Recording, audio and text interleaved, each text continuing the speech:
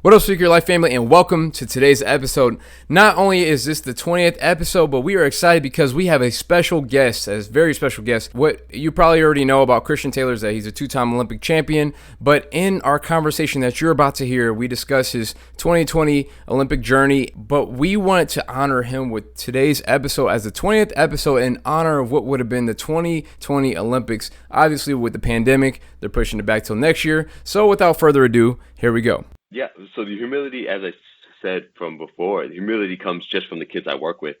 I believe I'm a role model for them, and I can.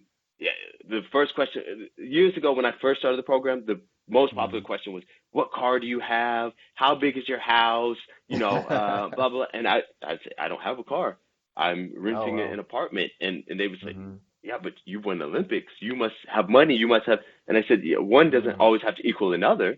I choose to use my money differently. But you know, there's been a created like gap between fans and celebrities or athletes and stuff. But as you said, we all have the same wants and needs, and the humility comes from I don't see myself any different than the kids that I work with because I'm not.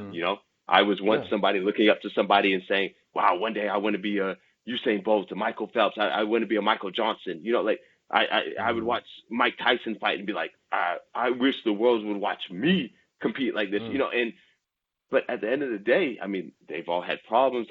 So they're no different than us. And I think this is where the humility constantly hits me that why should I see myself differently? Why should I treat anybody different when I am no different than you? But the drive, this just comes from right now. I'm in the position, as you stated, I've got the number two. I've got the second farthest jump of all time.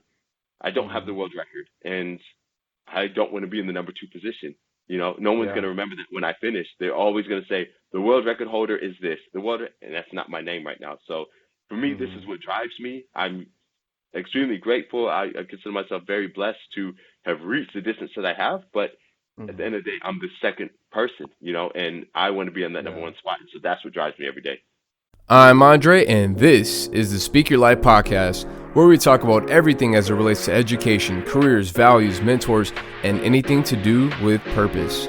We do this one impactful conversation at a time, whether it's solo dolo with yours truly or our amazing guests to share stories, industry insights, encouraging words, and calls to action that can help you get closer to your why. Become a part of the Speak Your Life community by subscribing today to the podcast and following us on Twitter, Facebook, and Instagram at Speak Your LYFE, because life without your why is meaningless.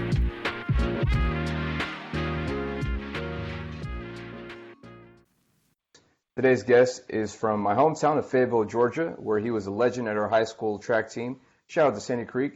Then he went on to University of Florida, where he won the indoor championship in 2011 for triple jump, leaving his final year of college to pursue some major career successes as the world champion in 2013, 15, and 17 for triple jump.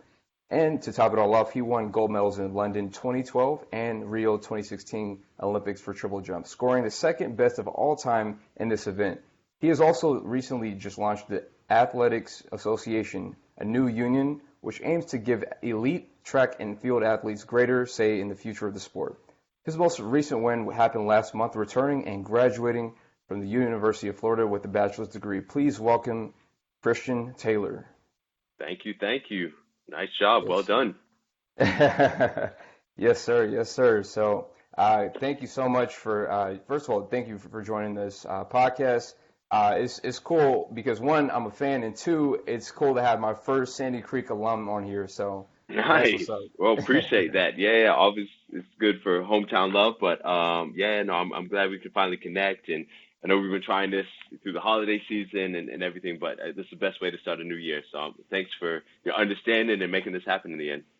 Most definitely. So, hey man, so tell the audience your 5-minute life story, because people know you as the athlete, the people know you as the Olympic champion, but we want to know a little bit more about where you started and how you got to where you are now.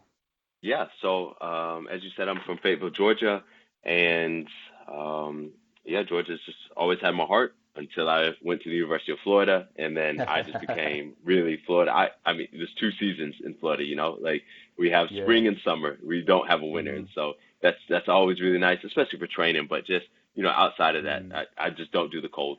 Yeah. Yeah, my parents, my family is from Barbados, so got the Hmm. Caribbean upbringing, and this was very important for me growing up, always spending the summers in Barbados and just getting a different perspective on just the way we grew up and values and all these things. I think this was very important for basically how I was molded and yeah, just Hmm. just the way I view things. Um, and then yeah, after college, after 2011, my junior year, I went professional to prepare for my first Olympic Games, which would have been in Hmm. London. And Yeah. um, yeah, after that, actually started. I moved abroad, so I was training in Daytona Beach for 2012, and in 2013, I moved to the UK. And Hmm. you know, from that point, from 2012 to 2019, I actually lived abroad, and so I was living in UK. I lived in the Netherlands for a few years, Hmm. and now I'm back in Florida, but I split track and field. The heart is in Europe, and so I split half my time in Europe and half my time in the US. And I'm actually engaged now. Set to be married at the end of the year, and my fiance Nice. is actually Nice. Austrian. So in the Mm. summers now I'm spending my time in Austria and the fall, winter, spring, whatever in Florida. So it's a really cool balance.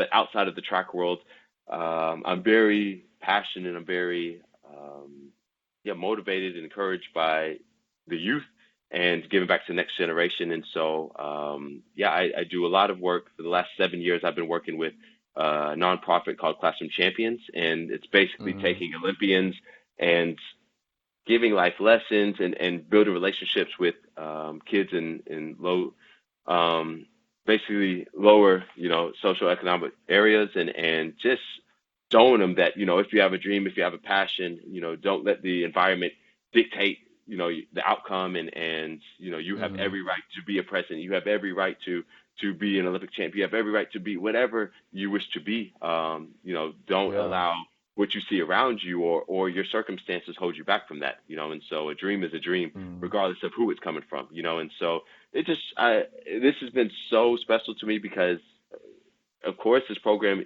does really try to connect Olympians and that is the biggest push because if the kids are watching the Olympics and then they see, oh, that was the person I saw swimming, that was the person I saw running, they can almost make that Hmm. connection. And that's very special for them. But then once they dig deeper and they build these relationships, they realize that we are no different than them. And so I think Hmm. that is very unique. Um, but in the last 7 years, I mean, I've spoken to hundreds of kids and kids. Again, the program is in Canada and the U.S., so I've worked with kids in California to New York to Florida to Georgia to all over. And it's Yeah. just Yeah. been amazing. It's been also an added motivation factor because Hmm. now I'm no longer just competing for myself, but I know I'm a role model, and we're setting Yeah. goals at the beginning of the year, and they're saying, well, if I can just graduate college, I'd be the first person in my family to graduate, and things like this. It puts Mm. in perspective, like, yeah, you hear stories about this, but now I'm working with kids that, their parents had them early, and so they had to go straight into the working field, Mm. but they're like, Mm. yeah, I really want to be a college graduate, and I say, oh, what does that mean to you? Well, I don't know, but I Yeah. just know I got to be a college graduate. So, it's been such an amazing experience, but it's just been a great way to just kind of give back and do a little bit more than just jumping far.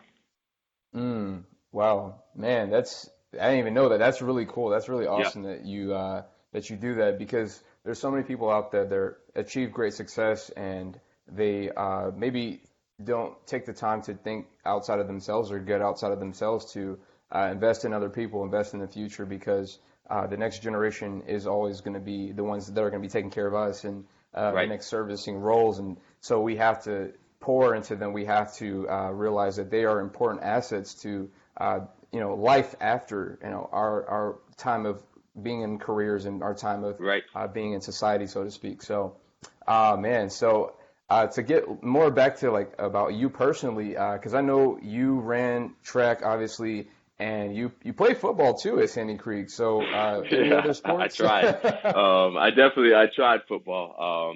But that was Yeah, short lived, man. I'm not somebody. I don't like all that physical touch. Like, get off mm, me. Like I like my lane. I like yeah, my space. But that's no, yeah, right. I did golf. Yeah, football, tennis, Hmm. pretty much all American. Like I tried it all. Baseball. Um, couldn't hit for to save my life, but I tried it all. And that's the thing. Like Yeah. my parents were. I think it was a great gift. I mean, my parents just said, "Hey, just try it.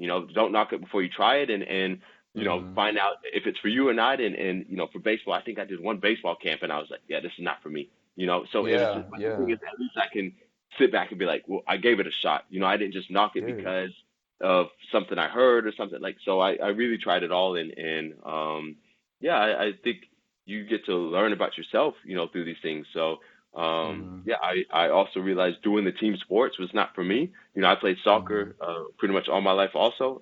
And I I just really struggled with the fact that no matter how hard I worked, if somebody was not putting in the work also, that their performance Hmm. affected mine. So Mm. as we win or we lose as a team. So I could be Yeah. practicing every day, I could be putting in the work, I could be like grinding hard, but if this person is really doing the exact opposite, well, their performance affects how we do. And Mm. you're Hmm. only as strong as your weakest link. And if you have too many weak links, then this mentality for me was just very Hmm. difficult. They say, yeah, well, this is an opportunity. You have to step up and be a leader. Yeah, that's fine, but that's just not for me. Like, I want to know what I put Mm. in is what I get out. That's And right. so I just keep myself accountable. I'm responsible for myself. And that's when track and field for me took off because I was like, okay, we have the team atmosphere, the team title stuff, Hmm. but I know that if I want to be the fastest, if I want to jump the furthest, well, I just have to put the work in, and then those numbers will reflect it. And so for me, that's when track was like, all right, that's my sport. Yeah, yeah, yeah. And I found out for me it was not my sport because I actually ran with you. I ran with your sister Kaylin Yeah, when yeah. we graduated 2012, and I tried the 800, which I found to be what they call the real man's race I because don't know you why. gotta Yeah, yeah, think like a mile runner, but you gotta yeah, run like a 400 runner. So yeah. you had a little piece of the 400 too. So yeah, But that yeah, I remember 800 is a that. beast. I would never try the Woo! 800. You see what I'm saying? Like I gotta, cause I'm like I don't want to like pass where I started. That doesn't Yeah, make sense to yeah. me. Like one time Mhm. is good enough, and to do that, yeah, yeah, that is a man's race for sure.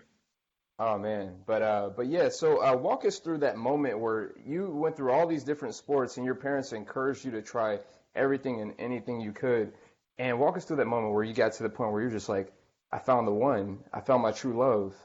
Yeah, just of course, when I had that reality check that what I put in is what I get out. But then also once I Mhm. started getting the scholarship offers, the letters at the Mhm. school and also at home, I was like, okay, there's something there. There's some potential there. Um, Yeah. but then once I got to the University of Florida and I won my first national championship in about 6 months, then I thought, Mhm. okay, there's like, yeah, like faith is very big for me, and so I thought of course, Mhm. I'm training hard. I've noticed that I'm talented, but there's no reason that I should be at the top of all the other collegiate athletes so quickly. This is not Mhm. normal for a freshman. And then I just started saying, well, God, there must be something that God wants me to do in this area. And again, Mhm. that just skyrocketed. That took off, and um, you know, 3 years later, I was a world champion. And I thought, well, you don't just get promoted like this so quickly, you cannot do that by yourself, and so that's when really my Mhm. faith just took off, and I just started saying, all right, well, obviously I'm supposed to be here. I feel that, this is where I should be, but how can I now use this platform for good? What Yeah. is really the end goal? Why did you choose me to be this person? And that's what I've just been chasing ever since. Mm, I love that. I love that. As a man of faith myself, I definitely connect to that, and I know that I believe that Tim Tebow was there in University of Florida during Correct. the time that Yeah, you yeah, yeah. were. Did you ever get to Exactly. meet him?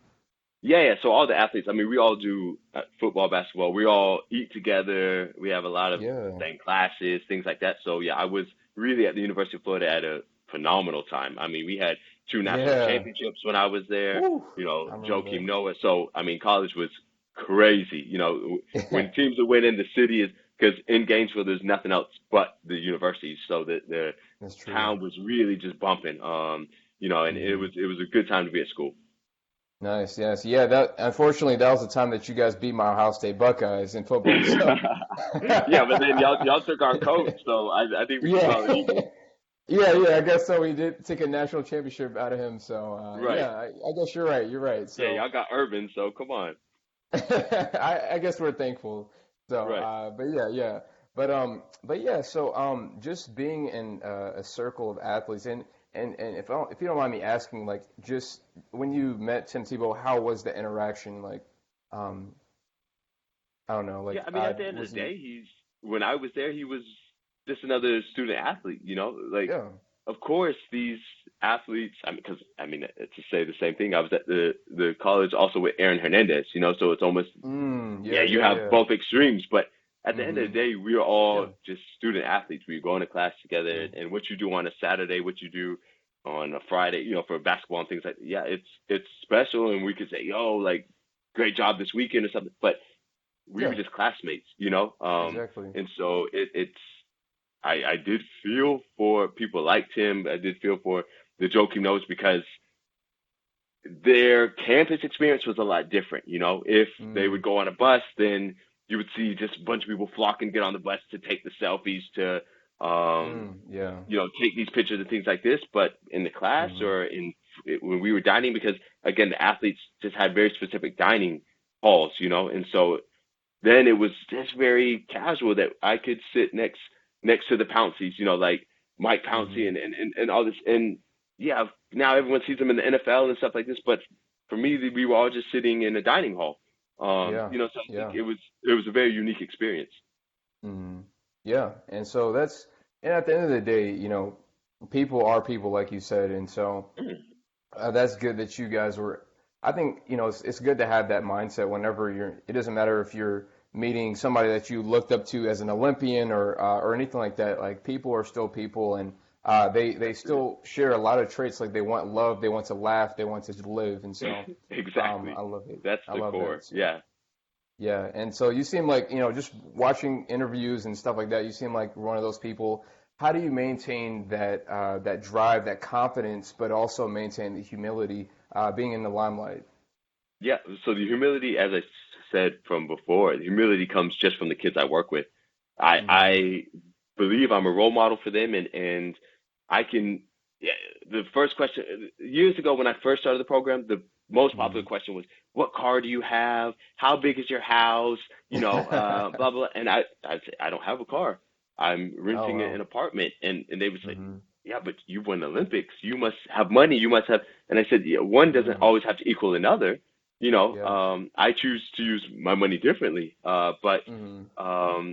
you know, there's been a created like gap between fans and celebrities or athletes and stuff. But as you said, we all have the same wants and needs, and the Mm-hmm. humility comes from I don't see myself any different than the kids that I work with because I'm not. Mm-hmm. I was once Yeah. somebody looking up to somebody and saying, "Wow, one day I want to be a Usain Bolt, a Michael Phelps. I want to be a Michael Johnson." Like I would Mm-hmm. watch Mike Tyson fight and be like, I wish the world would watch me compete like this. Mm. And but at the end of the day, I mean, they've all had problems. So they're no different than us. And I think this is where the humility constantly hits me. That why should I see myself differently? Why should I treat anybody different when I am no different than you? And Mm-hmm. so, but the drive, this just comes from right now. I'm in the position, as you stated, I've got the number two. I've got the second farthest jump of all time. I don't have Mm-hmm. the world record, and I don't want to be in the number two position. No one's going Yeah. to remember that when I finish. They're always going to say the world record holder is this, and that's not my name right now. So for me, this Mm-hmm. is what drives me. I'm extremely grateful. I consider myself very blessed to have reached the distance that I have. But at the Mm-hmm. end of the day, I'm the second person, and I want to be in that number Yeah. one spot. And so that's what drives me every day. Yeah. Yeah. And so knowing that you passed Teddy and Nelson Evora Hmm. and on your way now to Jonathan Edwards' record, Yep. what are the ways that you prepare for record-breaking moments like this, which you will pass without letting it define you? Um, yeah, it's I mean, this is where faith. If you read in, the Bible, that Hmm. we shouldn't boast. These gifts, these talents, they don't come from us anyway. So I could work Yeah, all day and all night and stuff, but it's a gift, And so exactly. this is then when the faith comes in, it's like, yeah, I mean, trust me, God is the king of humility. He is very good that if you even start to feel that you are the man Hmm. or a lady, God is like, sit down, Yeah. so trust me, I've had my humility moments, Hmm. and so I can say these things from experience that sometimes Hmm. I'm like, you know what, like I am doing good. I did lift a PB this, today. I did, and God is like, yeah, you did that through me, and Hmm. so Yeah. it's even moments like that. So even if I do surpass the world record, God willing, it's gonna be that's great. I know where my strength comes from, Hmm. but how do you want me to use that platform? And this is what I'm speaking. I'm very close with my pastors, whether here or abroad. But I keep Hmm. a close relationship because I really struggled. Why am I in this position? What is this platform Mm. for? And they would say, yeah, God has given you the ability for success, but He's also given you the Yeah. ability to reach people globally. And it's a lot of people really ask me. The most common question is not how do you jump far, but what is your mindset when you go into a competition? How do you handle defeat? How do you? And there's so many mental things that now people are reaching out for. It's not, you know, I would have Hmm. thought it would have been, well, how do you get faster? How do you get strong? I don't get these questions. I get, Yeah. I'm really nervous. I have a competition. How do you fight nerves? How do you? And this is what I believe I've been given this platform for, to be like, look, put it in God's hands, and this is Amen. like opportunities where I can just constantly just be a disciple, like just really just Hmm. pour that out to people. Hey, win, lose or draw, God loves you regardless, so Yeah. find peace in that. Then when you have Hmm. that, how do you have so much fun when you compete? Yeah, because I know I'm loved whether I win or lose, and Mm. and this takes so much pressure off my shoulders. Hmm.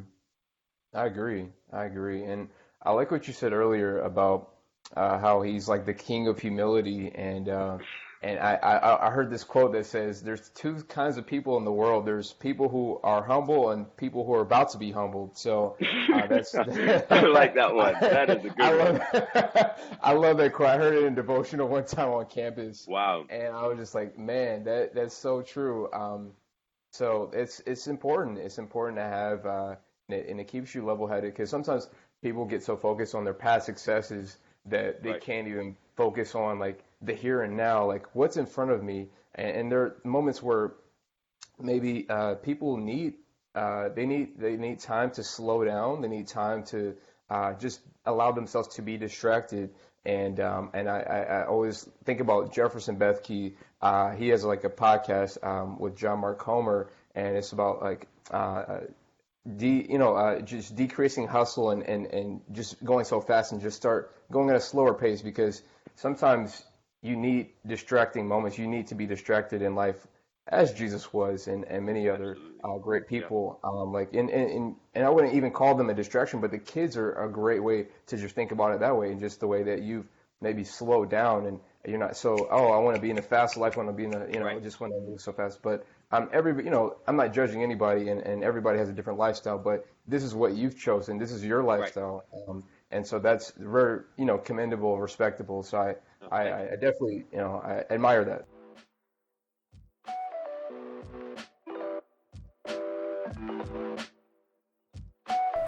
The BBC reports a U.S. workers' online study said that nearly 70% agree public speaking skills are critical for success at work.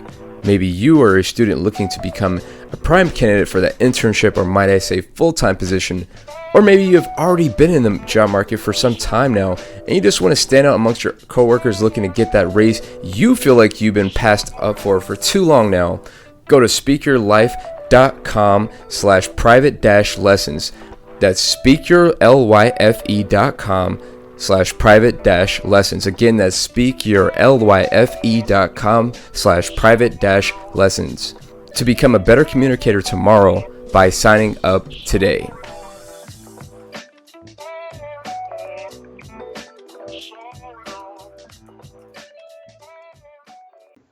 And so we were speaking, and you mentioned earlier about London too. And how did your London experience shape you in your career as well, just living there? Oh, yeah, living abroad was the first 2 years was tough. It was very exciting. Hmm. Because I was like, man, I'm right outside of London. I'm gonna be Hmm. living that European life. Living Yeah. the what you think on social media and stuff. But then I realized, yeah, actually, I was homesick. Like Mm. my sister was just, I mean, yeah, as you know, it's just getting into college then. Because it was after Hmm. 2012 Olympics.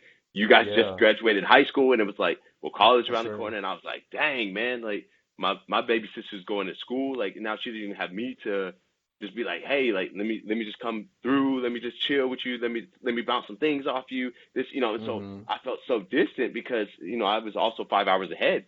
So we had this time, Yeah. like this time difference issue, and so then I just started like really getting homesick. But then she would really actually just push me up and just be like, hey, this is your dream. Stay focused on that. Like I'm gonna be fine, Hmm. but you just gotta stay focused on your dream. Like I'm gonna Yeah. be here. And so, which was very weird because I always saw her as like my baby sister, and she was like I'm good. Yeah. And that's why I was like, all right, well, you grew up real quick. But yeah, then really once once I really got into the swing of things, once I got put in my Hmm. place and started just focusing on why I'm there, this is my job. What am I doing it for? I started with the Classroom Champions program. Once I started just getting comfortable, then it was really, I stopped thinking of where I wasn't. And as you said, just being present. Um, Hmm.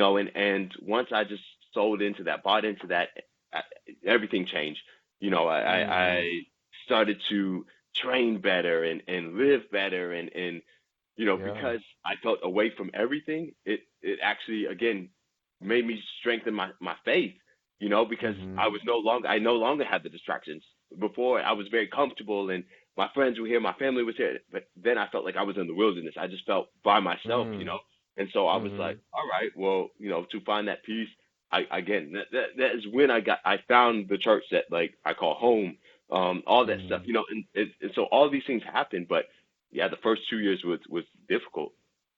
Yeah, yeah. Oh man, um I can't say I know what it's like to be there, but I will say I have a small um I guess a small connection to the Yeah, experience because I got to study abroad in London and when I was in college for about a month and just even being there for only a month that did create some a sense of being homesick right. and you imagine just I'm just trying to imagine you were there for like more than a month, but for 2 years, and so Yeah, it's just crazy because home is where your community is, where the people that you've known all your life, and then you go correct. somewhere that's so distant, so different in culture and the people and the food, and then it's just you miss it, you miss Yeah.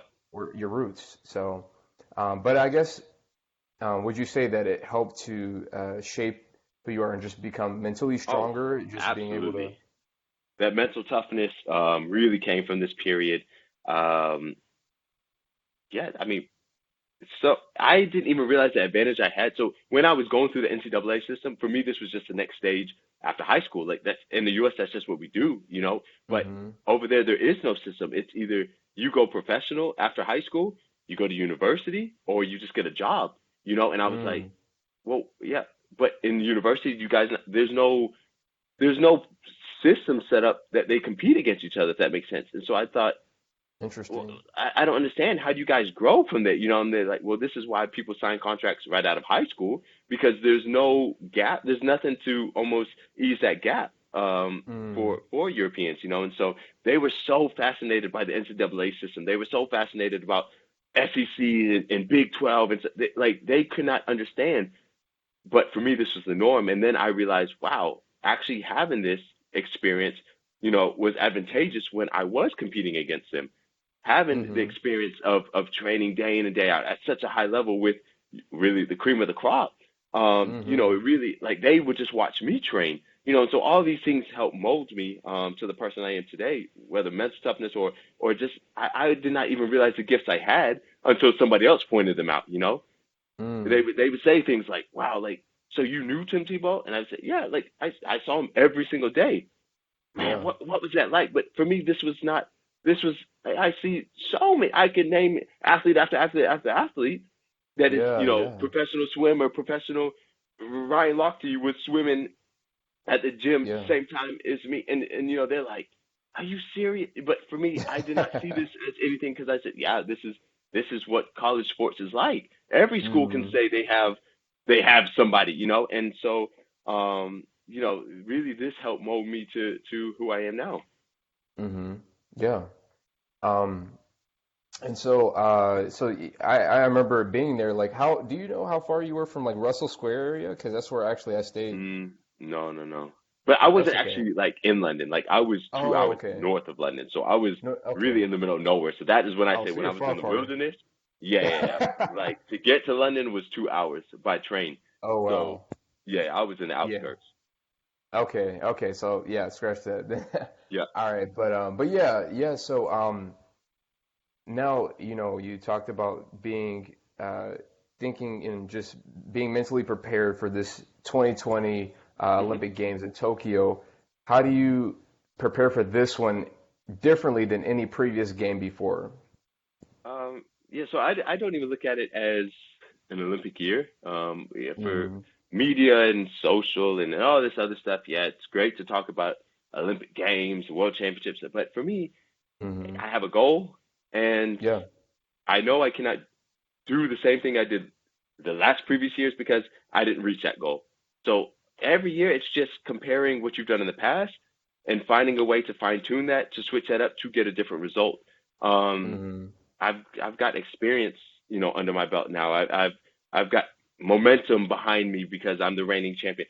There's a lot of different Hmm. factors and variables, but at the end of the day, I've got a goal that I'm chasing, and that is the Yeah. world record. And it's a distance. And so I think if I can, regardless of the year, if I can lift more efficiently. So it's not about lifting more weight, but if I'm lifting with better technique, if I'm able to stay healthy through more periods Hmm. and I can successfully train more consistently, if I'm staying on top of my recovery, all these different pieces Hmm. add up together to Yeah. achieving your goal. And so, yeah, of course, I want to be. I mean, I've got things everywhere with Tokyo 2020. I mean, it's on my Hmm. keys. It's Yeah. I see it all around me. Yeah, I realize it's Olympic year, and this is a goal. Hmm. I want to go. My life dream was to go to one Olympics. Now I'm actually possibility of winning a third gold. It's completely crazy what God did, but yeah, at the end of the day, my goal is to be the world record holder, and Yeah. that is my focus. And so I don't attack this year any differently than I attack any other year. And this for Hmm. me takes that pressure off of people going to the Olympic trials. No, for me it's a trials. You're trying to Hmm. qualify for a team. It's Yeah. just a different Yeah. name, but at the end of the day, like you trying out for a team. Hmm. And I'm not going to give more effort for an Olympic trials than I do for World Championship trials that I do for it's you going to represent the U.S. for Hmm. international competition. At the end of the day, that's it. And so Yeah. Yeah. simplifying that has been very helpful. But even again, tying back to the kids, when I'm telling them, hey guys, because we talk about setting goals, short-term goals, Hmm. long-term goals, and I say, hey, my short-term goal I want to be able to lose weight and cut out the sweets and stuff because I love cakes and stuff like this. And my long term goal is Yeah. is to be the world record holder. And Hmm. they look at me and they just say, well, why don't you just jump further? That's Yeah. it. And so sometimes it's so simple. Well, if Yeah. cakes are your weakness, stop eating cakes. And I'm like, Mm. yeah, but obviously, like I would have had to fast over them if it wasn't a challenge. But yeah, when Yeah. it comes down to it, sometimes you just have to simplify things. You can get so Hmm. fancy and try this and that, but Hmm. if you just simplify, hey, what am I working towards, and what are the steps I need to get to? That is how I approach year after year. Mm. Mm. Love it. And so as an athlete, as a pretty good athlete, I see that, Dana Asher Smith and many others have supported your initiative for Right. Athletics Association. Yep. Give us a little insight as to why it's important to have a group like this that, people can support and stand by. Yeah, I really appreciate you giving me the platform to speak about this. But as you said, it is an initiative to give athletes a voice, to just make athletes aware of the power imbalance that is in place. Mm-hmm. You can see something, recognize it, but not do anything about it, and it's lost. It's a waste. And Mm-hmm. year after year, as a top athlete, I recognized things were not in order. But who was like, why is nobody making a change? And Mm. I, again, with this, I spoke to my pastors, I spoke to my fiance, everything. I was just like, God has put Yeah. this on my heart that I just needed to start something up. I don't know Mm-hmm. who's gonna support me.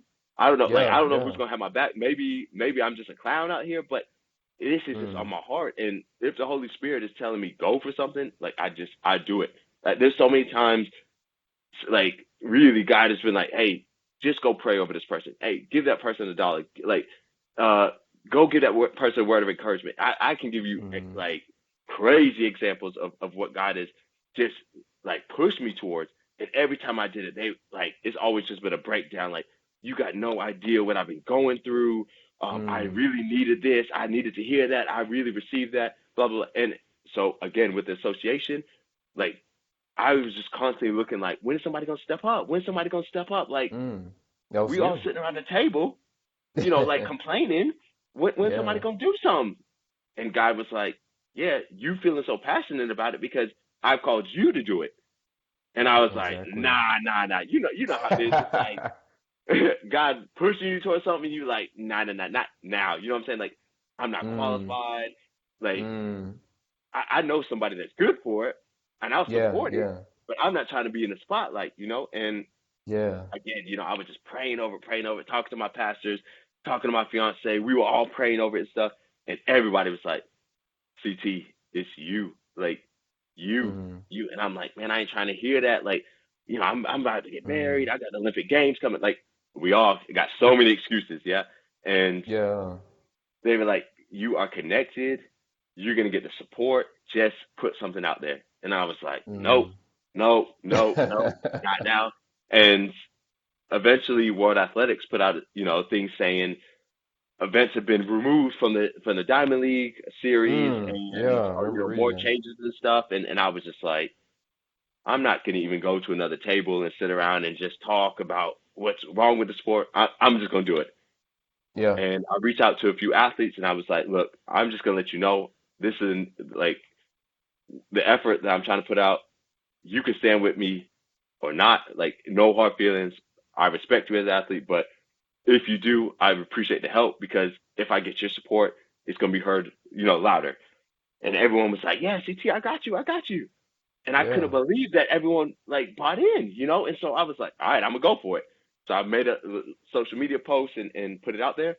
Um, and I mean, just fans, um, sponsors, athletes, Mhm. everyone was like, yeah.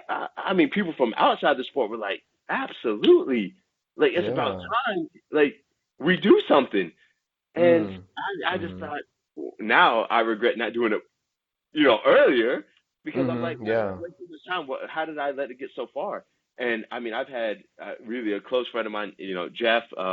He's really just helped me just kind of structure the thing and just be Mhm. just very strategic about how we go about things. And we put this out there, and the media attention was just crazy. I was just calls, Yeah. emails, and then I just spoke to some athletes from all different. I mean, just all places of the world. And I was like, look, we need people to realize this is not a U.S. issue. This is not, Mhm. like a field issue, like the jumpers issue, but this affects all the track and field athletes. And yeah, everyone was like, hey, just tell me where to go, tell me what to do, and I got you. Mhm. And so getting someone like Yeah. who is a crazy global name, Mhm. getting someone like Renaud Lavillenie, I mean, getting the champions. Yeah. I don't put anybody on, any different levels and things, but I know that in our sport, champions are just recognized more. Champions are heard more. Their voice, Yeah. Yeah. not that it's a stronger voice, but it's just heard more. And so I was Hmm. like, okay, strategically, let me reach out to the champs because then I can go to the World Athletics and say, look, the people on top aren't happy. And this is normally the opposite. Normally, the people on Mm. top are the ones that are like, look, we're good. We're making Hmm. money. We're getting, no, no, no. But the people on top aren't happy. So this should Yeah. show you that trickling down that there's really a problem. And Yeah. yeah, that got their attention very quickly. We got to meet with them in Monaco and sit down, and then they said, okay, make something happen. If you guys really want change, come together Hmm. make this association real and let us know your demands, and we're gonna make change. And so that is the aim, that we it's not that we need to be driving the sport and directing and doing all the deals and stuff. No, but we just need to be in the circles that when changes are being made, that athletes are being spoken to. That's it. We don't want to Hmm. just find out about what change has been made, but hey, we're proposing this, we're considering this. How do y'all feel about it? Or Hmm. not just how do y'all feel, but if y'all not happy with it, what would y'all propose? And Yeah. that is the dialogue. I believe we're human beings. Like the product is only good if the product and the people organize it are working together. And Hmm. yeah, it's just when the athletes realize there's no show without them, then their voice can be heard, Yeah. and that's what we're trying to do. Just empower the athletes. Yeah. Wow. Wow. So it sounds like you had your burning bush moment and you didn't know all the answers, but and that's okay because sometimes we don't always know the answers like the what and the how, but we Right. just know why. And so that's I love your boldness and your courage to do that. Man. So that's awesome. And so there's some people out there that that they want to pursue what they love. They want to, we talked about, we're talking about purpose and pursuing Yeah. that burning bush and knowing your why. And so for people out there, they're successful people like Bill Gates. You have, Mark Zuckerberg who dropped out of Mm. college, and you were one of those. But I think your story is unique in the way that you were able to achieve success, but also not just leave college, achieve the success, but you came back to college like why? Like most people Yeah. would have been like, "That's crazy." But what was your reason?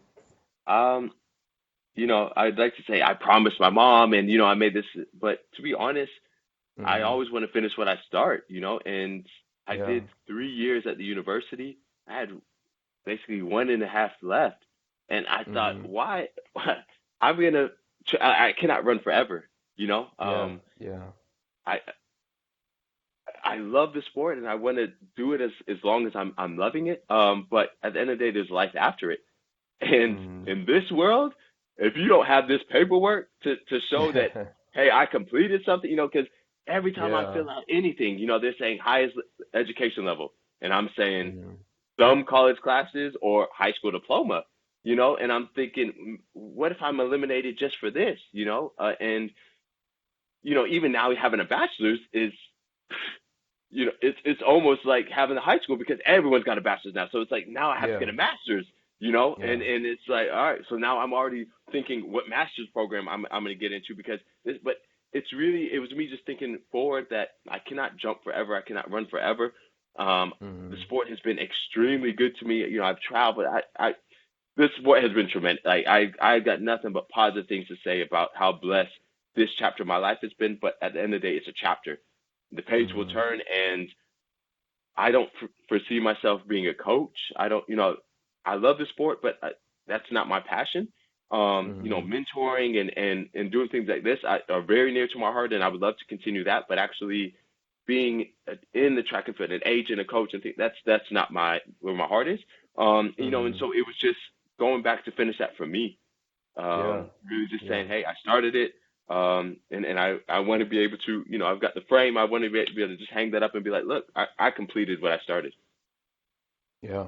Yeah. And the other parts of that question is, what are some practical tips that you would give to maybe somebody who's out in college or somebody who's in trade school or whatever the case may be, and they're just scared to make that leap like you did, and just scared to pursue whatever it is that they want to do. but they know that they are one, good at, and two, they really love what that thing is.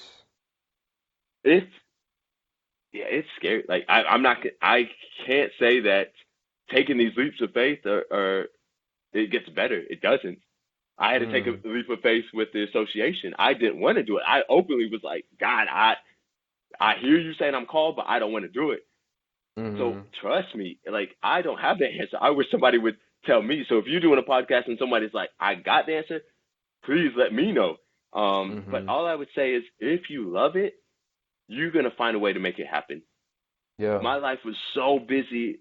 I mean, life was great. I was traveling and stuff, but I was like, at some point, I need to finish my degree. And Yeah. I did that for me. And so you find a way, if you love it, if it means that much, you're gonna find a way to make it happen. I Mm-hmm. I mean, I'm sure you've seen like Pursuit of Happiness, you know? Like for me, Mm, love this that movie. movie touches me in so many different ways because Will Mm-hmm. Smith was so determined to have a better life for himself, but also to give his son, to give his wife a better life. Like he was like, I am too gifted to be in the situation I'm in. He recognized that. And he Mm-hmm. hustled his butt off all movie. It was like door was closed, people left him like but he stayed focused on that. You just cannot lose focus on that. And if you feel a calling, if you have a gift, if you and you recognize, look, like I'm not where I need to be, it Mm-hmm. wasn't easy for him. You know what I'm saying? Yeah. Like, but if you're being called to that, like you just gotta do it. Mm-hmm. If it fails the first time, that doesn't mean it was not meant to be. It just Yeah. means that was not the right road. You just got to Mm-hmm. backtrack and find the next one. You know what I'm saying? Because Yeah. there's a difference if you're called to something or if you just want to do something. Does that make sense? You know, Yeah. like a Yeah. lot of people are like, oh, I want to do this, so like I want to be a DJ, so I'm gonna be the best. But if you ain't got a gift Mm. for if you tone deaf, you ain't supposed to be a DJ. You see what I'm saying? So there's a difference with somebody's like, hey, Yeah. I got talent, I got a gift, like I'm great with graphic design, like I could just see Mhm. things and I can put things together. That's a gift. You should Mhm. pursue that. You see Yeah. what I'm saying? Like instead of the other side where it's like, oh, I want to do this, but I don't have it. So yeah, I think you just got to Yeah. recognize those things. But it's I would say with anybody listening, like it's not easy. It is scary. It's Mm. difficult. But if you love it, if you've been called to it, if you have a gift for it, like go for it. Go Mm. for it. Because at the end of the day, Mhm. what do you have to lose? If it does Yeah. not work out, you're exactly where you are right now. But at least you Exactly. tried. Yeah, at least you tried. So that's important. So um you're we talked about just earlier I hinted on just the why aspect of life, Yeah. and I wanted to get a little bit deeper into that. What do you feel like your why and purpose is in life? Not just your position as Mm. an athlete, as a triple jumper, but what is your why? Um. Yeah. So why? I mean, I could answer this in so many things, but what I what I believe, and this is what I'm praying over all the time, that Hmm. everything I do, that somebody's life is changed in a godly way, if that makes sense. So whether that's Hmm. track and field, whether that is, like I said, just I mean, speaking to somebody on the street, whether that's I mean, any encounter I have, I just always hope that somebody either encounters God, somebody hears something in some kind of way. Like for me, that's my why. That's why I do everything. Hmm. Before I always wanted to make people happy, you know, and I'm like, man, if I could just make your day, if I could just cheer you up if you're in a bad place, like that was important to me, you know, like if I could Yeah. make somebody laugh, I did something because you never know what Hmm. somebody's going through, you know, and Yeah. then I thought it's got to be a bit deeper than that because Hmm. that happiness is short lived. You can laugh and then Hmm. 10 minutes later you go back to your regular life. You see what I'm saying? Yeah. But then I started thinking, well, I've got this platform for a reason. I've been put on this earth for a reason. And I mean, we've Hmm. all been called, like, we're all to be disciples, you know? And so Yeah. I just Yeah. thought, if everything I do, if somebody gets if somebody hears something or somebody sees something in what I'm doing, like, again, with social media, I can get so many encounters of people being like, man, through that post, I just, like, I felt something. I received something. And I'm like, for real? Man, I was just Mm. like I just said happy Monday, you know, but it's like, man, I just needed to hear that. You know what I'm saying? And Mm-hmm. it's moments like this that I'm like, all right, God, like I planted the seed, do your thing. Like Mm-hmm. you can run with it, but I gotta at least throw the seeds out. And so it's just things like this that I'm like in everything I do, and because I mean, as you know, you never know who's listening, you never know who's watching, you never Mm-hmm. know, really. I've gone to Applebee's and people come over and be like, man, I honestly, I promise you, whether every time we go out, because my fiance and I, like we're Christians, so we always pray Mm-hmm. before we eat, and without fail, at least 50% of the time, somebody comes over and they're like, man, I can't believe it. It's shocking that people are like, I can't believe that you guys actually just prayed before your meal.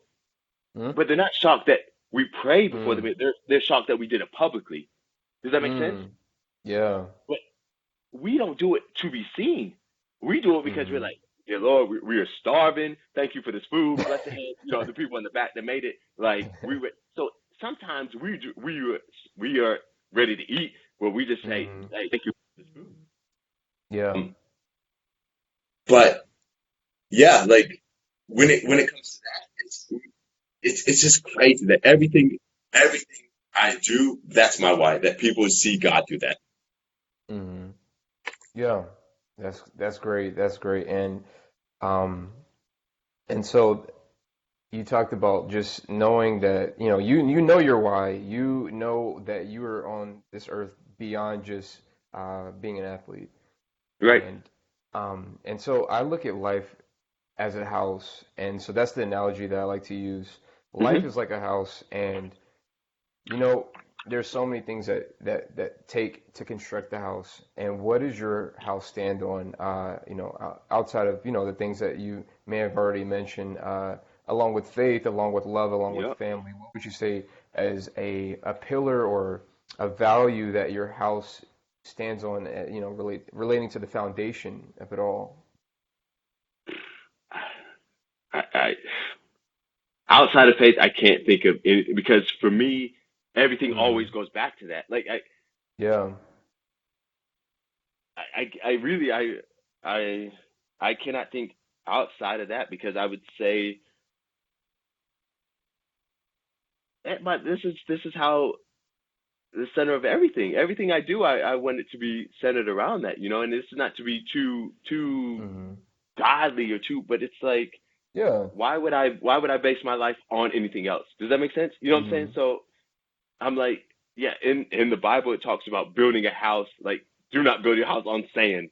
Do not Yeah. build, like, so it Foolish man. actually tells us Yeah. where to construct our house, but it's like, if and I had this conversation today, with Tokyo Olympics coming up, I'm thinking, okay, what sponsors do I need to reach out to, blah blah blah blah. But then I thought, Hmm. if I have faith in God, knowing that He will provide whatever I need, what am I even worried about that for? You see what Hmm. I'm saying? So it's like, even daily, there's things I'm constantly encountering and stuff. But then I'm like, but if I put it in God's hands, and I'm like, Lord, I know you're gonna provide. I know you're gonna look after this. This is not saying that I can sit back and just be like, take the wheel. Like, Yeah. Yeah. I Yeah. gotta at least meet him halfway. You know what I'm saying? I cannot become an Olympic champion if I don't train. But I have Hmm. to also train, and I give my hardest, knowing that if it's His will, it's gonna happen. Hmm. So it's that's what I'm saying. Everything I do, from training to eating to these conversations, to everything I do, that is my foundation. It's my Yeah. faith. I like it, man. Ah, man. So, we have transitioned now into the phase of where we call question of the day. So it's Okay. a little bit, we've come from the deep waters and now we're Yep. rising back to the surface level. So, Cool. what would you say your favorite Disney character movie of all time is? Ooh, Disney character. Ooh, ooh, ooh. Wow. Dang. Got him. That's that's tough. Yeah. Shoot, I don't even Yeah. know the last Disney. Man, There's uh Mufasa. There's that is Tarzan. good. There's so many out there. Yeah, Or I or don't. maybe a movie. Maybe would a movie would that make it more narrow, like, or to help out? Is Avatar Disney, or is that not Disney? I think that was Nickelodeon. Oh, Yeah. With the, are you talking with the blue people or the one with Yeah, the blue people. less everything? Maybe. I'm not sure, but I'm not sure. Or If it Toy is, Story? Is that Disney? yeah. That's hey, there we Okay. go. I just So watched what are Toy you, Story. Buzz Well, I Lightyear? watched Who Toy who are Story you 4. feeling? Who do you feel like you connect Buzz more with? Lightyear for sure. Buzz Lightyear, Yeah, yeah. he jumps. He's a flyer, you know. So I'm like, That's cool. right. Yep, that's right. So thank you again so much. I really appreciate you joining us on the show and just sharing your insights and your story. So Absolutely. for everybody out there, we just want to thank you guys for joining on this particular episode. And we want you to be sure to follow Christian on Instagram at Tailored to Jump. That's TAYLORED, the number 2, just jump. That's Tailored to Jump. And follow his journey into the 2020 Tokyo Olympic Games. Thank you again for joining us. Man, it's been a pleasure. Awesome. Thank you so much for this. I really appreciate your time. All right, take care. Bye now. Thanks, man. Earlier, Christian and I talked about the kids that he supports through his organization called Classroom Champions. You can find them and learn more at classroomchampions.org. Again, that's classroomchampions.org. Learn more and support. I'll leave a link below if you want to check that out. And again, thank you guys so much for listening to today's episode. We really appreciate it. And if you have not already, subscribe to the podcast. We are on Spotify, Google Play, and if you're on Apple, be sure to also leave a review if you've connected with today's episode. And if you have any questions, feedback, or just want to connect, hit us up on social, Twitter, Facebook, and Instagram at SpeakYourLYFE, because life without your why is meaningless. And last but not least, guys, as you probably know, it is free to listen to podcasts, but absolutely not free to host them. And for that reason, we want to give you this opportunity right now to support the podcast through our Patreon page that we have. I'll leave the link below as well for that. And you can, support with as small as $10 a month, $5 a month, or even $1 a month if you want to continue to hear great content like you just heard today. All right, thank you guys again so much. We love you guys, and we'll see you on the next episode.